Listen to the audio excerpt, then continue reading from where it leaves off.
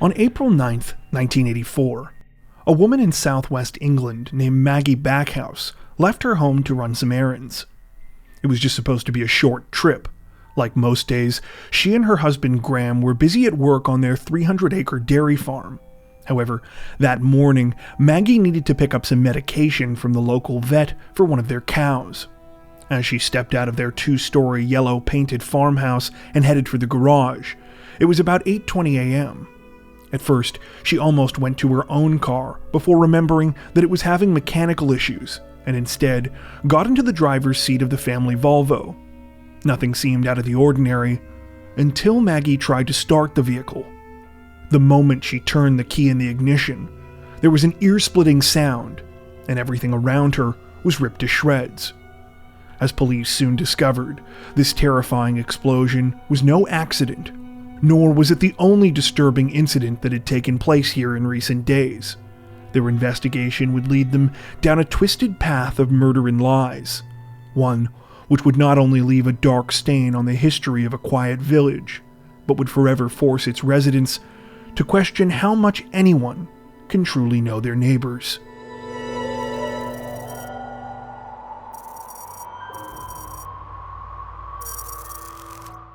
The tiny village of Horton, England, is by most accounts a place where very little happens. Located in the country's Cotswolds region, an area primarily known for tiny stone cottages and rolling green hills, it seems that Horton is quaint even by rural standards. Its 300-some-odd residents live almost entirely adjacent to the village's single main street, with houses close to the roadway and farmland on either side. While it's unclear if farming is still Horton's main industry, this certainly would have been the case several decades ago, when this story takes place. And suffice it to say, back then, it was even less on the map, so to speak, than it is today. This was never a problem. In fact, according to an article we came across written by a resident at the time, author Derek Robinson, this was precisely how the people of Horton liked it. They were a closely knit community, the kind of place where strangers stuck out like a sore thumb, and local gossip traveled fast. Horton was also a place, as Robinson put it, that was always content to carry on the way that things had always been, where anything that risked putting the village in the spotlight was automatically regarded with suspicion. It's for this reason that when Horton suddenly did make headlines in the spring of 1984, no one was prepared. What was even more startling was that the threat to the community didn't come from outside. It came from within. Before the spring of 1984, the Backhouses seemed like any other family in Horton. Like most of their neighbors, they were farmers, and they were the owners of a 300-acre plot of land called Widden Hill Farm. Husband and wife 43-year-old Graham and 37-year-old Maggie lived in one house on the land with their 2 young children, 9-year-old Harry and 7-year-old Sophie, while Graham's 70-year-old mother Rita lived in a smaller bungalow on the property a short distance away. Strictly speaking, Rita still owned Widden Hill Farm, though Graham and Maggie had taken over operations after the death of Graham's father in 1979. Before that, the husband and wife had both had different careers, with Graham working as a hairdresser and Maggie working as a hotel receptionist. For the most part, it seemed like life in the countryside suited Graham and Maggie. Their work kept them busy, but they liked their neighbors and were reasonably social, with Maggie being especially well known for the charity work she did in the village, raising money for the Save the Children Fund. It seemed like their neighbors liked them too. That was, until they found themselves on the receiving end of a terrifying campaign of threatening letters and phone calls.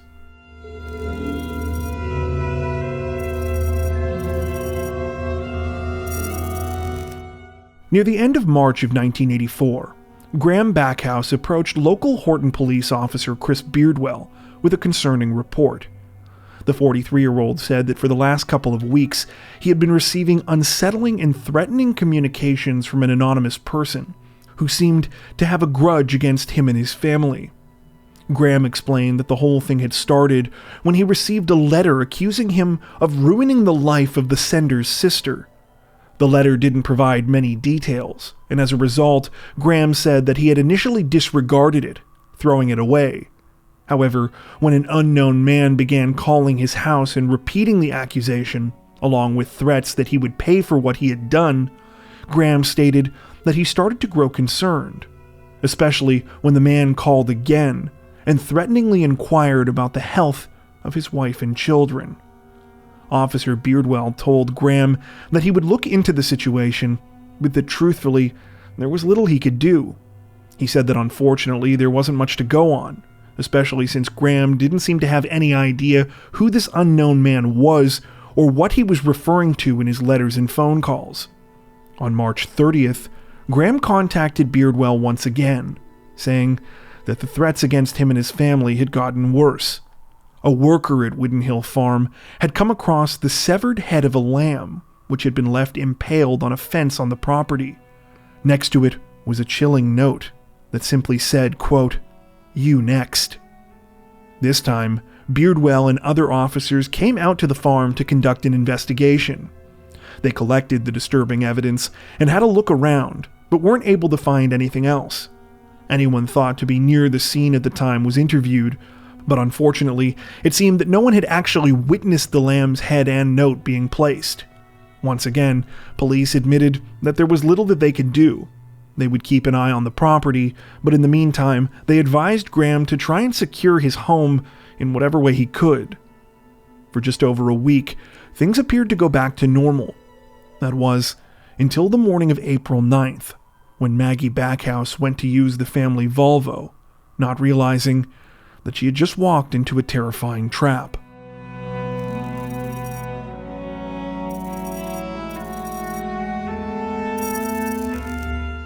The moment that Maggie Backhouse turned the key in the ignition of the Volvo that April morning, everything turned to chaos. There was a horrendous noise, her surroundings were ripped to pieces, and the pain was unimaginable. She didn't know it yet, but she had just triggered a crudely made pipe bomb that had been placed under the driver's seat. Though Maggie's legs had been badly injured in the blast, she managed to pull herself from the vehicle. Once free of the wreckage, she proceeded to crawl down the driveway, screaming for help, and was able to attract the attention of a couple passing motorists. One of them alerted Graham, who had been in an adjacent farm building at the time of the explosion, and quickly ran to his wife's aid. Emergency workers arrived at the scene soon after, and Maggie was rushed to the hospital. Once there, she would undergo at least 2 surgeries for the severe injuries she had sustained. At least a pound of shotgun pellets and shrapnel needed to be removed from her legs and lower back, and she would receive several skin grafts, but ultimately, she would survive.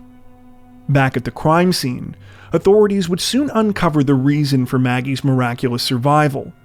Once the bomb squad had done a thorough sweep to make sure there were no other explosive devices present, detectives were able to conduct a thorough examination of the Volvo, and learned that whoever had created and planted the bomb hadn't done a very good job. For starters, the explosive device was crudely made, consisting of a small section of pipe that had been filled with shotgun pellets and gunpowder. Though it was powerful, it hadn't been well assembled. The point of failure had actually happened on one of the ends of the device rather than in the middle of the pipe, meaning that the explosion had been far more directional than intended. Picture something more like a cannon rather than an actual bomb. Furthermore, because the device had been placed underneath the driver's seat, which apparently was well constructed, it meant that a lot of the impact was either absorbed or redirected before it actually hit Maggie. Of course, police immediately had their doubts as to whether Maggie Backhouse was the intended target of the attack. Assuming this was the work of the same person who had been sending the threats, they reasoned it was more likely that Graham was the person they were after, especially since the Volvo where the explosives had been placed was primarily driven by him. This theory was all but confirmed in the eyes of investigators when another threatening letter was discovered at Wooden Hill Farm the same day as the car bombing. It read, "Came Tice, but the pigs were about. See you soon." The note seemed to suggest that the perpetrator had come to the scene again, but had been driven away by the police presence. It also chillingly appeared to show that whoever this person was, their business with Graham and his family wasn't finished yet.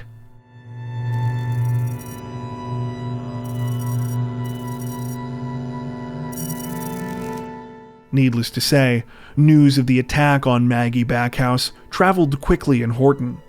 Though residents were happy to hear that she had survived, this in and of itself was of little comfort to many of them, especially when reports were released detailing the campaign of disturbing threats against her husband and family that had preceded the incident. For a village that had always seen outsiders as the primary danger to their way of life, this was particularly hard to come to grips with. The crime appeared to be personal in nature, meaning that the culprit was likely someone living in their midst. As Maggie recovered in the hospital, the rest of the Backhouse family was placed under police guard. Meanwhile, authorities continued their investigation, part of which included interviewing nearly everyone in Horton about the case. While in reality this was to try and generate as many leads as possible, it had the unintended consequence of reinforcing in many residents' minds that none of their friends and neighbors were above suspicion. Detectives were hoping that witnesses might be able to help direct the case because there was little else to go on. The only real evidence they had so far were the remnants of the explosive device itself, as well as the 2 threatening letters left at Wooden Hill Farm before and after the attack. Upon closer inspection, investigators discovered the "You Next" note had an imprint on it, seemingly left behind from the pressure of a pen or pencil that had written on another piece of paper on top of it. The imprint itself was fairly unique, and appeared to be some sort of circular doodle, though for the time being, it wasn't of much use to police. Hoping to get something more concrete, detectives once again turned to Graham Backhouse, asking him if there was anyone at all he could think of that might have a grudge against him. This time, the 43-year-old offered up new information. Graham explained that he hadn't wanted to admit it before, but that he had been involved in numerous extramarital affairs. The majority of these had just been one-offs, but he said that there were at least 2 that were different. There was a 25-year-old woman named Jillian, who was the daughter of a local sheep farmer, as well as the wife of one of his best friends, David Hodkinson, who he had been intimate with several times. With this information in hand, police therefore theorized someone connected to either woman might have the motive to want Graham dead. As it turned out, David was a former quarry worker who had both experience with and access to explosives. Even more interestingly, he now worked as an electrician, and one of his specialties happened to be working with electronics and wiring within cars.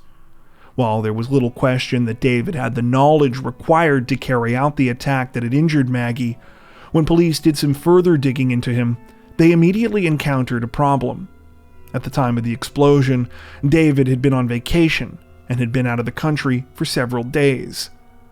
Though not as conclusive, detectives soon hit a wall with the other name Graham provided as well. Jillian flat out denied ever having an affair with the 43-year-old, and there didn't seem to be any other evidence suggesting that she or anyone connected to her was involved in the case. With that, police seemingly hit another dead end.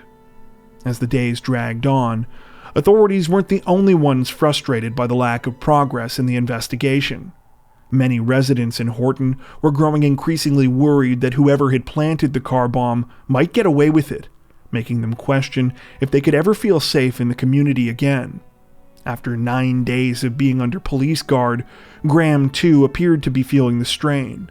He told officers that they no longer needed to keep a 24-hour presence at the property, as he and his family needed to at least try and return to their normal routine. He opted instead for an alarm button to be installed in his 2-story farmhouse. The button would connect directly with the local police station and could be used to immediately alert them if something happened. Less than 2 weeks later, that button would be pressed. It was the beginning of a horrifying twist in the investigation that no one saw coming.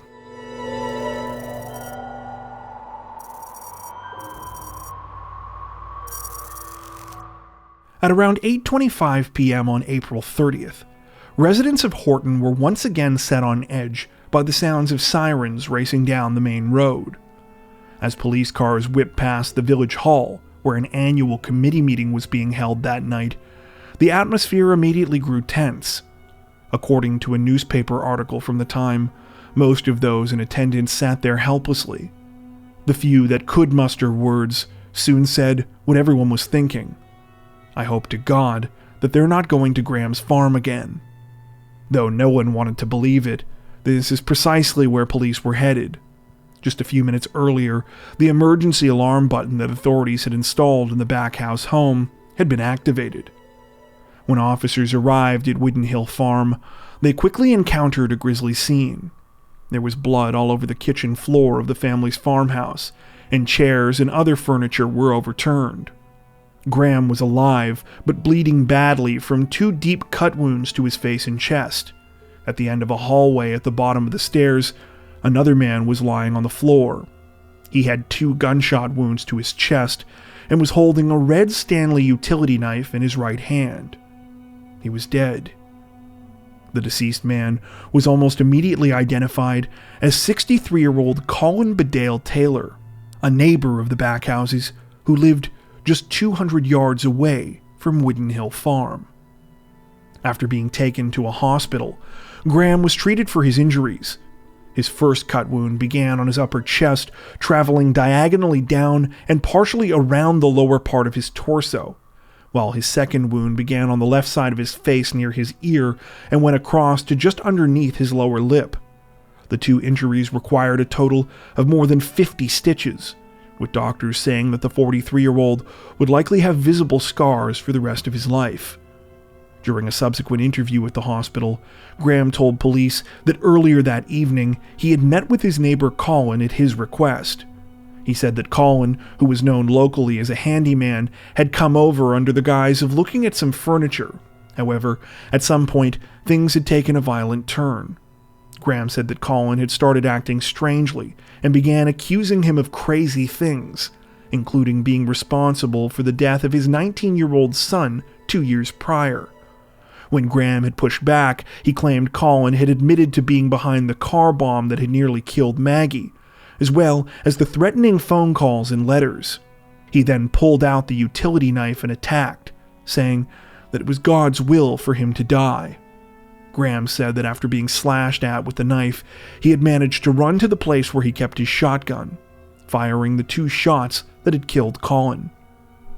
For residents of Horton, news of a second violent incident at Widden Hill Farm was almost too much to bear, especially when news outlets began to release details about Colin Bedale Taylor's alleged involvement in both crimes.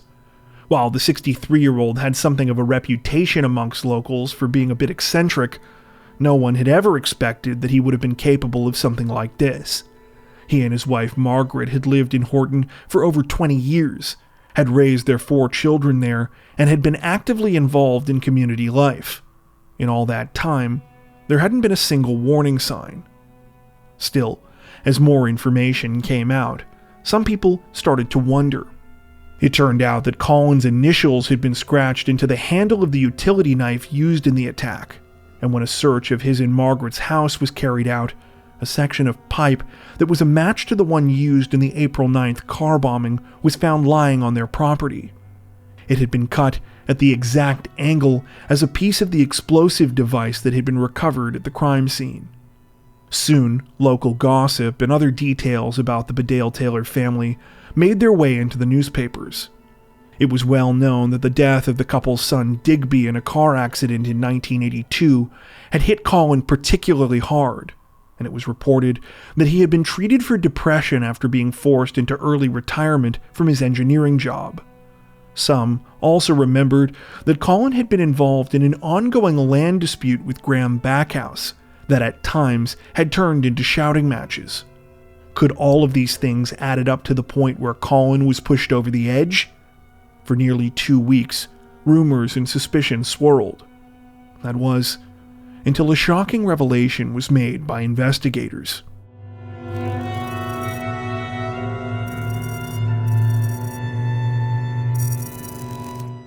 On the night of May 12, 1984, police would make one final trip to Widden Hill Farm.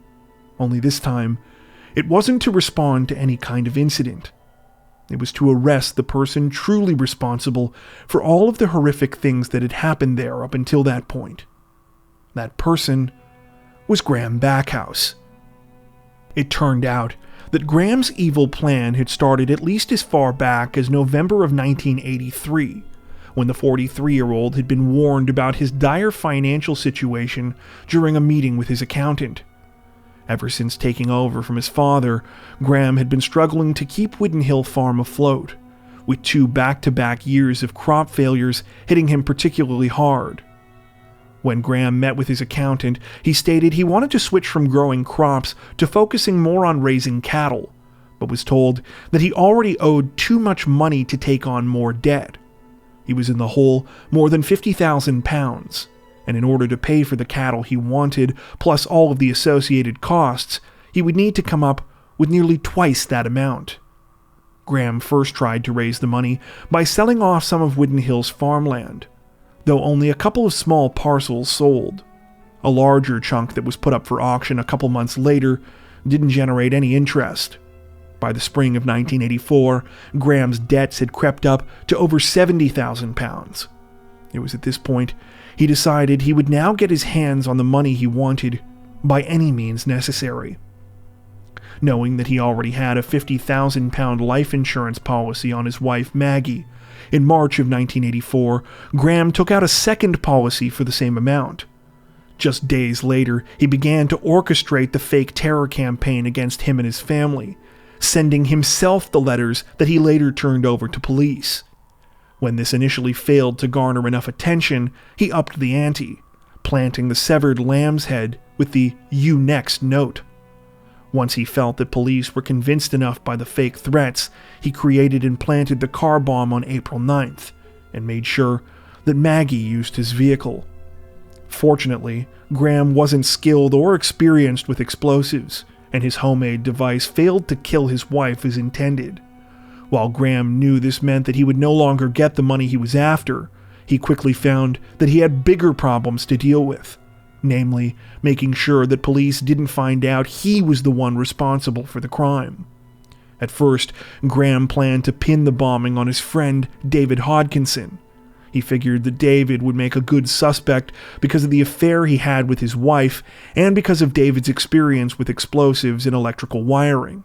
However, when Graham tried to lure David over to his house following the car bombing, David didn't take the bait.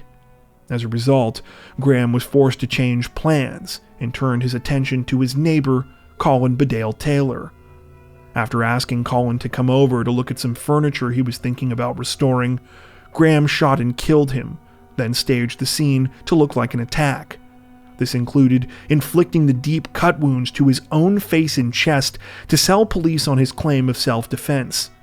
As added measures, Graham carved Colin's initials into the utility knife he used to injure himself before placing it in his hand, and dumped part of the pipe he had used to make the car bomb on Colin's property. In other words, Graham Backhouse nearly killed his own wife, then murdered his innocent neighbor, all for £100,000 of insurance money that by this time he knew he would never receive.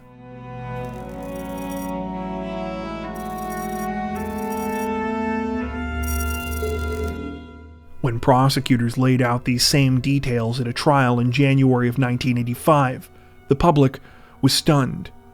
It wasn't just a narrative that authorities relied on, though. By this time, they had found plenty of evidence to back their story up.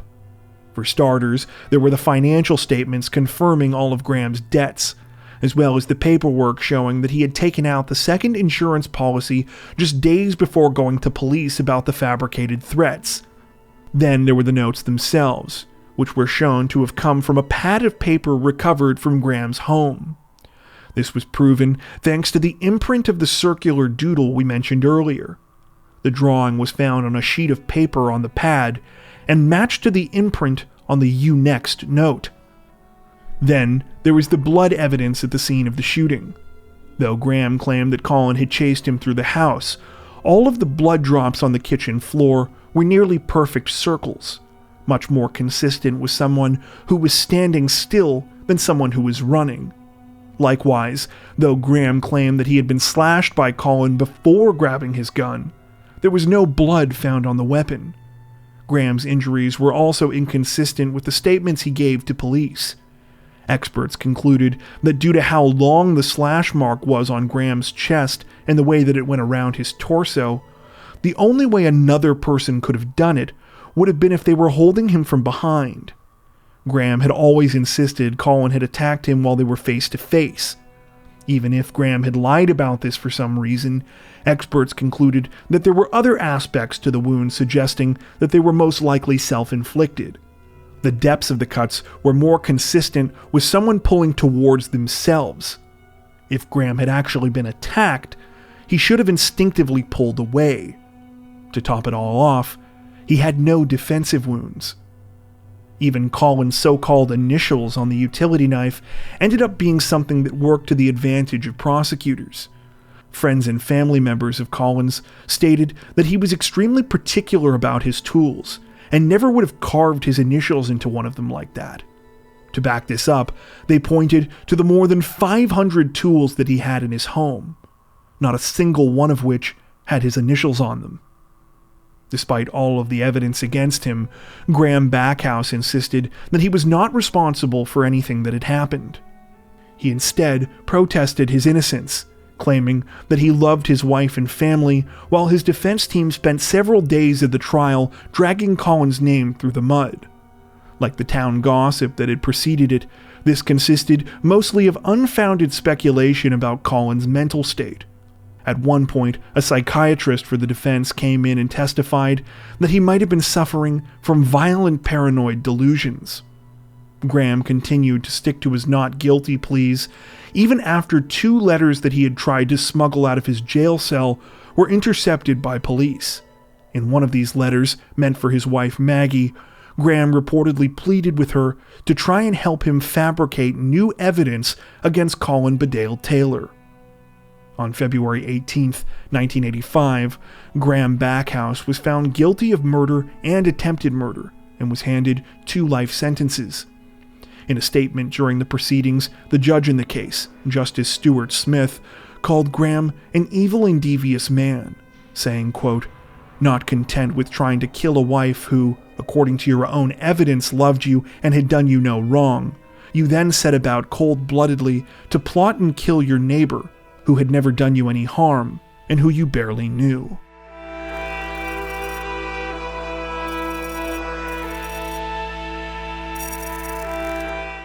Sadly, for one of the main victims of this whole ordeal, Maggie Backhouse, it appears that things didn't get any easier once the trial was over.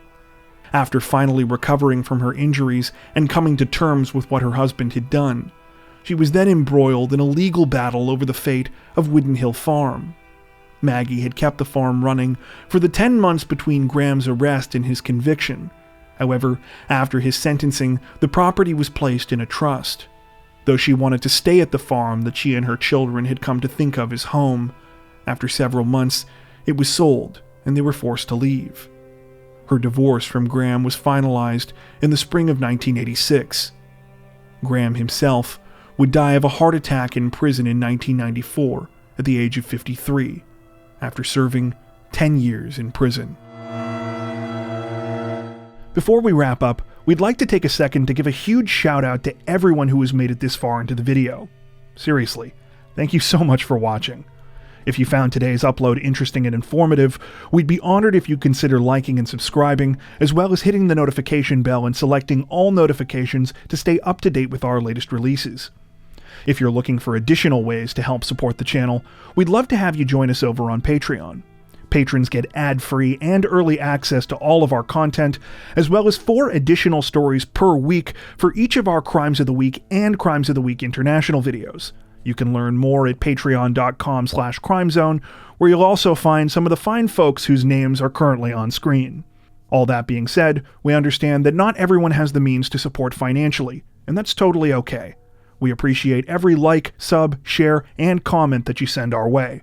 Once again, thanks so much everyone, and take care.